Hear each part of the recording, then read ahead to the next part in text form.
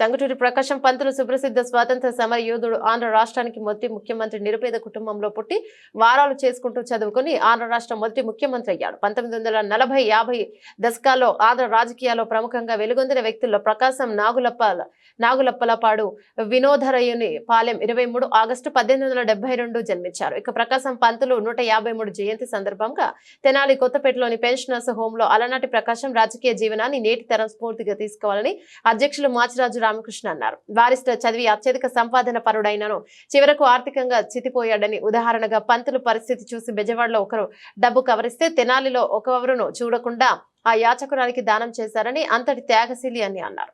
శాలువాకు బదులు అరటి వల్లు ఇస్తే సరిపోయేది కదరా అనే సౌమ్యుడు అన్నారు. ఈ క్రమంలో సాగర్ సూర్యప్రకాష్ రావు, సెక్రటరీ హృదయం రాజు, ట్రెజరర్ సోమయ్యలు, లక్ష్మణ్ రావులు, రవిలు మాట్లాడుతూ పంతులు ఒక భారతీయ నిపుణుడు, రాజకీయ నాయకుడు, సంఘ సంస్కర్త, సైమన్ కమిషన్ పై గుండె ఎదురొడ్డి పోరాడిన దిశాలి అని అన్నారు.